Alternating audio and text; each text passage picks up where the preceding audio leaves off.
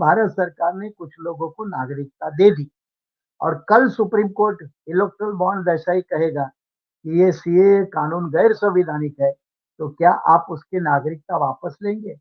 और अगर वापस लेंगे, तो उन नागरिकों का क्या होगा? समाजशास्त्री लोग तो डिबेट करेंगे, लेकिन मोदी गारंटी समझती है कि ये सारे हिंदू हैं, बुद्धिस्ट भी हिंदू है, जैन भी हिंदू है, आदिवासी भी हिंदू है, ये सारे समझ रहे हिंदू है। अब महंगाई की बहुत हो गई मार, ये नारा अब चलने वाला नहीं है। विकासवाद के ढोल सारे फूट चुके हैं और इसलिए हिंदुत्व का पैकेज एक मजबूत इसे खड़ा करना। आसाम करार कहता है कि 71 की लास्ट डेट है और ये नागरिकता कानून कहता है 2014 ये आखिरी डेट है। तो ये एक बड़ा टकराव है।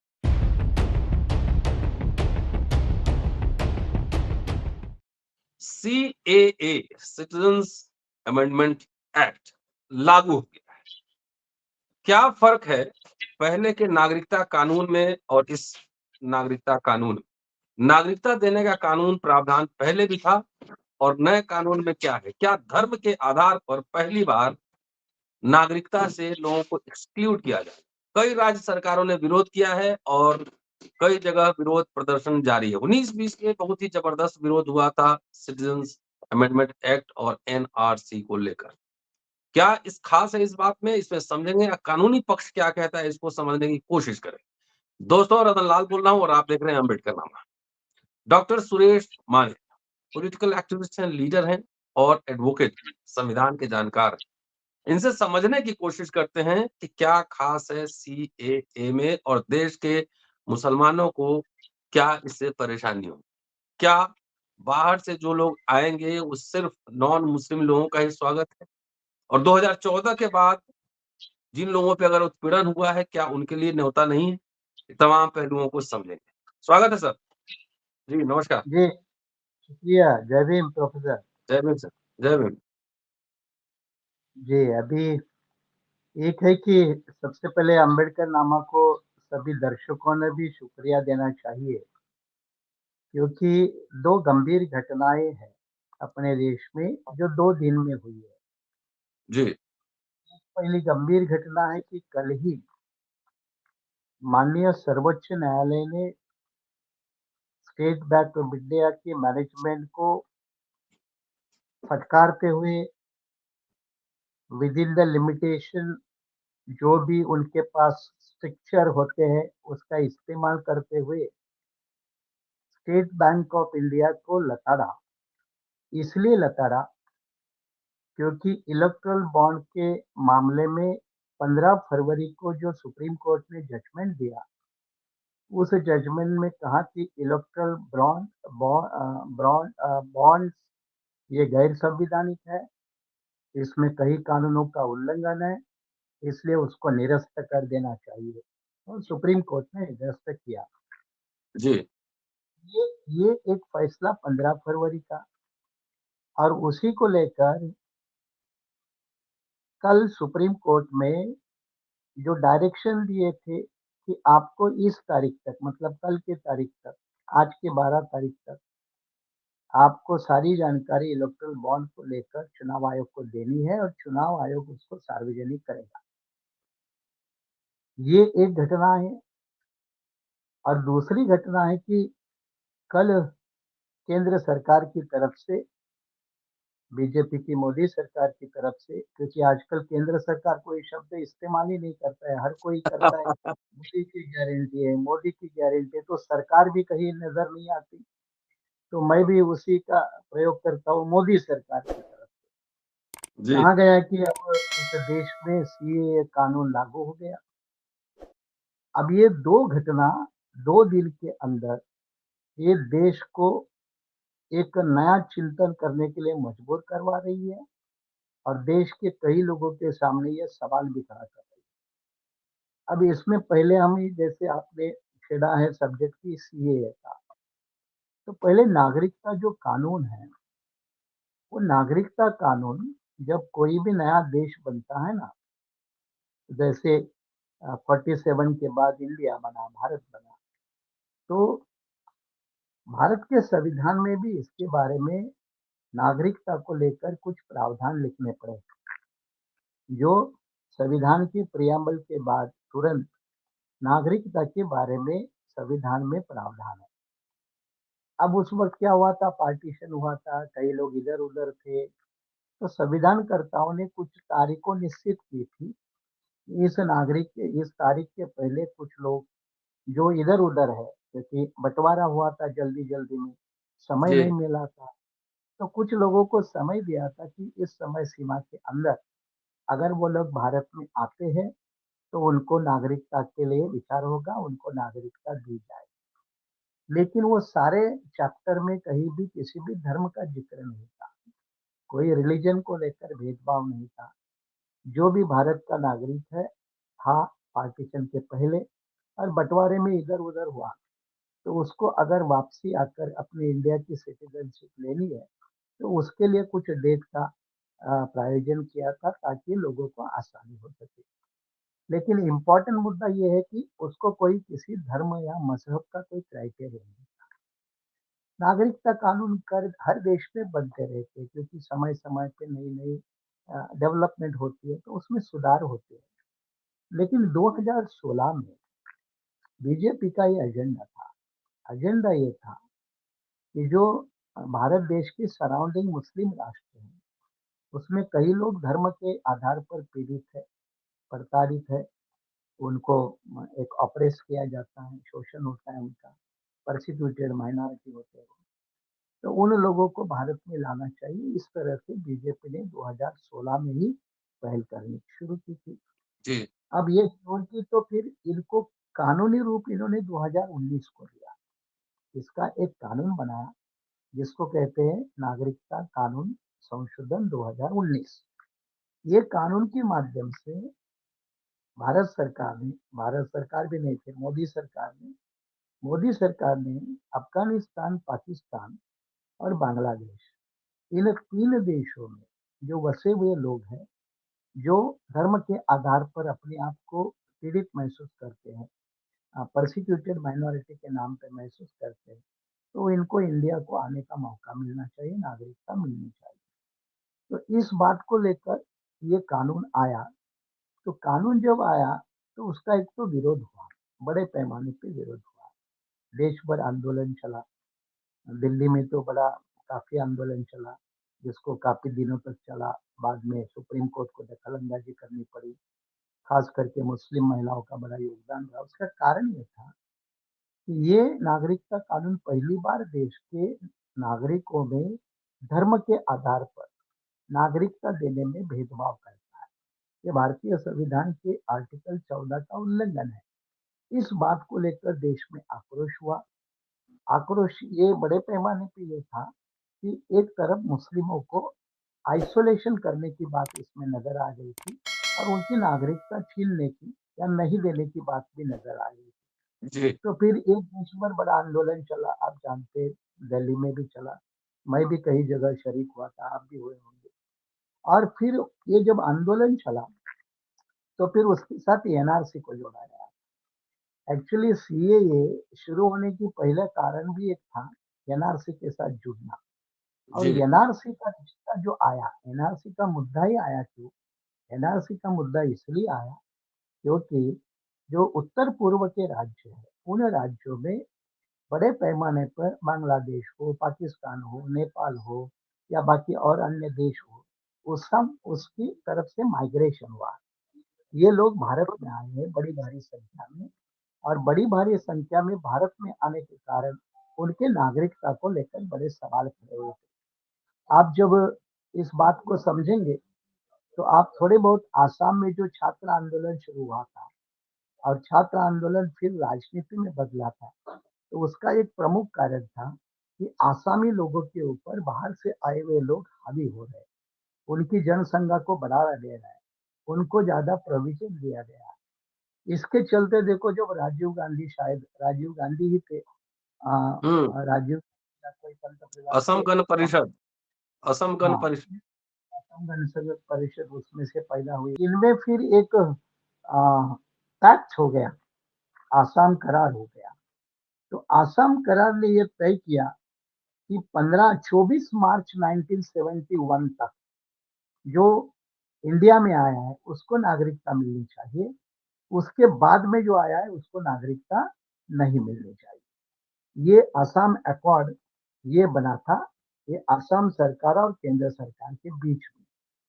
अब ये नया नागरिकता कानून जो है, वो अब कहता है कि 31 दिसंबर 2014 तक जो भी आया है, उसको नागरिकता मिल जाएगी। ये लास्ट डेट है। तो आसाम करार कहता है कि 71 की लास्ट डेट है और ये नागरिकता कानून कहता है 2014 ये आखिरी डेट है। तो ये एक बड़ा टकराव है। एक तो जी। धर्म का टकराव हुआ, ये दूसरा आसाम के लोगों के साथ ये बड़ा केंद्र सरकार का टकराव होगा, ये दूसरा मुद्दा। तीसरा मुद्दा, सीएए और एनआरसी के साथ जुड़ने के कारण एनआरसी से नागरिकता छीनने का लगभग प्रावधान है। क्योंकि अगर आप नागरिक ही नहीं रहोगे तो आप वोटर भी नहीं रहोगे, आपको नागरिकता के मूलभूत अधिकार भी नहीं मिलेंगे, फंडामेंटल राइट जी। नहीं मिलेंगे। ये तमाम सारी बातें जिसके कारण मुस्लिम तबका खास करके परेशान भी रहा और ये टारगेट भी रहा मोदी सरकार के निशाने पर। जब ये 2019 में ये कानून आया तो सुप्रीम कोर्ट में इस कानून को बड़े पैमाने पे चैलेंज किया गया और आज तक सुप्रीम कोर्ट में सीए कानून को चैलेंज करने के लिए 200 से ज्यादा रिट पिटीशन है, याचिकाएं, 200 से ज्यादा याचिकाएं वो सुप्रीम कोर्ट में प्रलंबित है। अब मोदी सरकार की जो काम करने की स्टाइल है, वो आप देंगे होगे कि वो बिल्कुल किसी भी अथॉरिटी को ना मानते हुए संवैधानिक ढांचा हो, लोकशाही के मूल्य हो, इनको बिना मानकर वो काम करने में लगी है। क्योंकि उसने तय किया है कि उनका एक पैकेज है, रिलीजन बेस्ड पैकेज, जिसको हम हिंदुत्व पॉलिटिक्स का पैकेज कहते हैं। ये हिंदुत्व पॉलिटिक्स को वो दिन ब दिन आगे बढ़ाते जा रहे हैं। इसलिए अक्सर आपको आजकल प्रधानमंत्री किसी न किसी मंदिर में बैठे हैं, किसी समुंदर के नीचे गए हैं तो भी वो प्रार्थना करने में लगे हैं, कहीं केदारनाथ में गए हैं तो वो भी कोई प्रार्थना में लगे हैं। तो एक रिलीजियस पैकेज वो बराबर लेके आ रहे हैं। क्योंकि अभी तक कोई पुलवामा जैसा मुद्दा नहीं बना है। अब महंगाई की बहुत हो गई मार, ये नारा अब चलने वाला नहीं है। विकासवाद के ढोल सारे फूट चुके हैं और इसलिए हिंदुत्व का पैकेज एक मजबूती से खड़ा करना।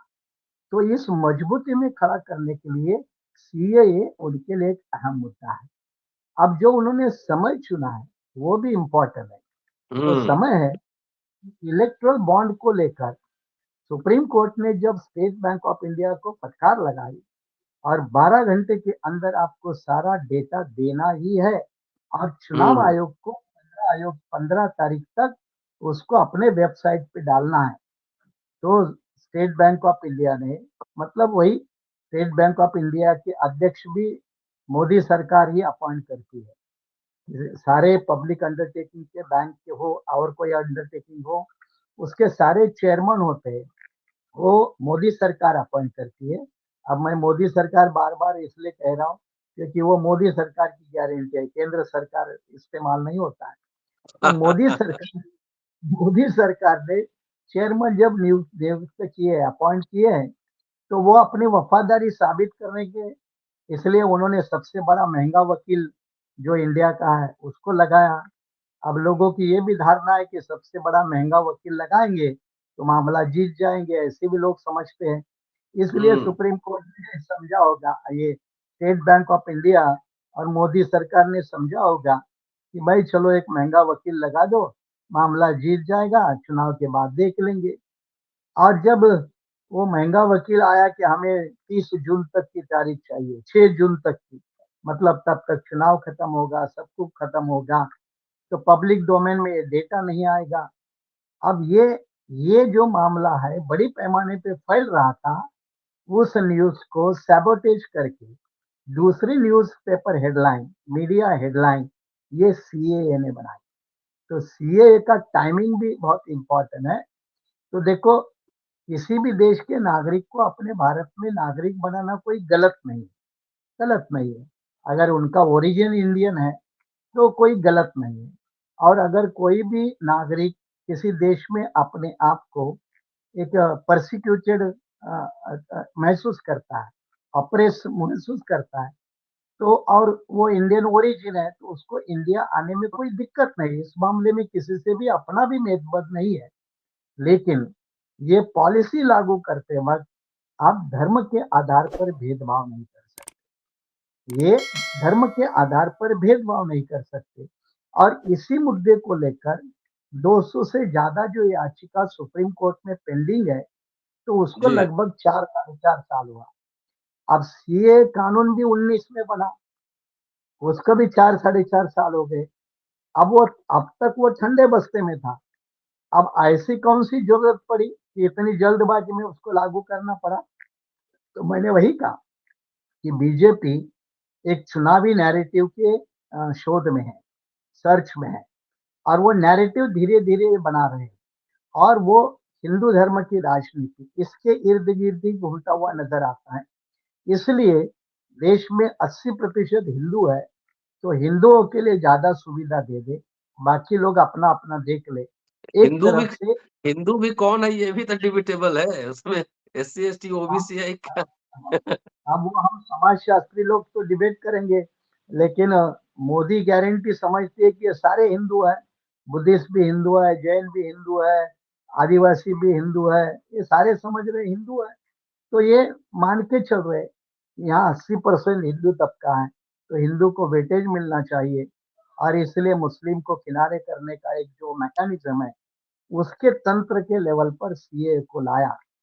अब कल ही जब लाया, तो आज सुबह सुप्रीम कोर्ट के सामने 2-3 इंटरलॉक्यूटरी इसको कहते हैं इंटरिम एप्लीकेशन, वो एप्लीकेशन डीवाईएफआई ने फाइल की है, एक आईयूएमएल ने फाइल की है, कई जो याचिकाकर्ता हैं, उन्होंने फाइल की है और उन्होंने सीएए कानून की जो अधिसूचना कल निकाली, उसको हुँ, स्टे के लिए डिमांड की है, स्टे के लिए डिमांड की है।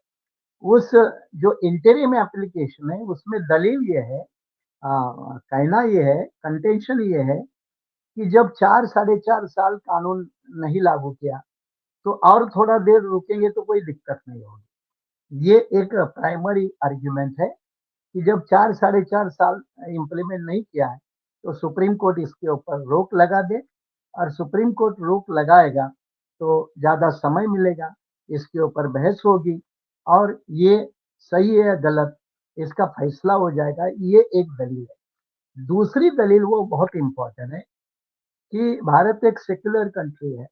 अब सेक्युलर कंट्री में आप धर्म के नाम पे भेदभाव नहीं कर सकते। ये संविधान के कई धाराओं का उल्लंघन है। ये भी एक दूसरा दलील है। तीसरी दलील ये है कि जो भारतीय संविधान का जो बेसिक स्ट्रक्चर है, जो ढाँचा है, उस ढाँचे का भी उल्लंघन है। इस मामले में जब बाबरी मस्जिद की शहादत के बाद 3-4 राज्य की सरकारें इनकी डिसॉल्व हुआ था, तो ये मुद्दा उभरा था और फिर ये कर्नाटक के मुख्यमंत्री के नाम पे फाइनली वो मामला सुना गया और उसमें कहा गया कि बेसिक स्ट्रक्चर में धर्म के आधार पर राजनीति को परमिट नहीं है और इसलिए ये भी सीएए कानून को रद्द कर देना चाहिए और अंत में ये आर्गुमेंट है वो बड़ी इम्पोर्टेंट है कि मान लो आज भारत सरकार ने आपने स्टे नहीं दिया, कोर्ट ने स्टे नहीं दिया और भारत सरकार ने कुछ लोगों को नागरिकता दे दी और कल सुप्रीम कोर्ट इलेक्टोरल बॉन्ड ऐसा ही कहेगा कि ये सीएए कानून गैर संवैधानिक है, तो क्या आप उसकी नागरिकता वापस लेंगे? और अगर वापस लेंगे, तो उन नागरिकों का क्या होगा? तो ये 4-5 मुद्दों को लेकर अब जी, सुप्रीम कोर्ट के आंगन में, सुप्रीम कोर्ट के प्रांगण में फिर एक बार ये इम्पोर्टेंट एक विषय आया है और इस विषय को सामने रखकर सुप्रीम कोर्ट अब तारीख तय करेगा, कौन-सी करता है पता नहीं, लेकिन ये सुप्रीम कोर्ट के ऊपर निर्भर है। तो सुप्रीम कोर्ट डेट फिक्स करेगा और सुप्रीम कोर्ट फिर ये इंटरिम एप्लीकेशन जो है, उसके ऊपर सुनवाई कर सकता है। फिर देखते हैं कि ये सीएए कानून का क्या होगा। लेकिन सीएए कानून ये हिंदुत्व का ही एक बड़ा पैकेज है। ठीक है, इससे प्रभावित होने वाले राज्य है, चुनावी राजनीति का फ़ायदा कहाँ है? ये मुद्दा इम्पोर्टेंट है और चुनावी राजनीति का फ़ायदा आसाम, पंजाब, बंगाल और छोटे मोटे नॉर्थ ईस्टर्न स्टेट्स, इन राज्यों में बड़ा फायदा बीजेपी को दिखता है। बीजेपी बहुत कोशिश कर रही है आसाम के उस पार जाने की। आसाम के उस पार बंगाल है या छोटे छोटे स्टेट है, उसमें एंटर करने के लिए बहुत कोशिश कर रही है। जब कोई जगह नहीं मिल रही है तो सीएए का सहारा लेकर जो माइग्रेट हुए लोग हैं, फिर मातुआ जैसी कम्युनिटी है, दूसरे भी लोग हैं, इनको नागरिकता का आश्वासन देकर वहाँ जी के वोट बटोरने का एक राजनीतिक। तो इस विषय के बारे में अंत में ये है कि ये राष्ट्र हित का मामला नहीं है, ये ये वोट बीजेपी विद की चुनावी राजनीति का मामला जी है, ये जी वोट हित का मामला है। और अगर वोट हित का मामला नहीं होता तो बीजेपी ने इसको गैर चुनावी समय में डील करना चाहिए था। चुनाव के मौके पर इस विषय को लाना, जिसका मतलब एक तरफ वोटों का, लोगों का, भारतीय समाज का ध्रुवीकरण करना, ये एंटी नेशन है, ये राष्ट्र के खिलाफ है, देश के लिए खतरा है। और अगर यही रहेगा तो कई राज्य इसके बगावत में भी उतर सकते हैं और नए तरह का, एक नई सिस्टम का, क्योंकि अगर ये हिंदू पैकेज का हिस्सा है तो पंजाब बर्दाश्त नहीं करेगा, बंगाल नहीं बर्दाश्त करेगा, दक्षिण में तमिलनाडु बर्दाश्त नहीं करेगा, आदिवासी स्टेट इसको बर्दाश्त नहीं करेंगे। तो बीजेपी एक तरफ से खतरे से खेल रही है, खतरे में पूरे भारत देश को डालने में लगी है, शूद्र वोटों के राजनीति के लिए सिर्फ। शुक्रिया सर, बहुत-बहुत शुक्रिया और बहुत शानदार तरीके से आपने समझाया और दोस्तों सुरेश माने साहब हैं, पूरा वीडियो देखिए, सुनिए, शेयर, सब्सक्राइब करिए और सुप्रीम कोर्ट में जब इसमें सुनवाई होगी, तो माने साहब से फिर इस मुद्दे पर बात करेंगे। शुक्रिया सर, थैंक यू। जी, थैंक यू, शुक्रिया प्रोफेसर।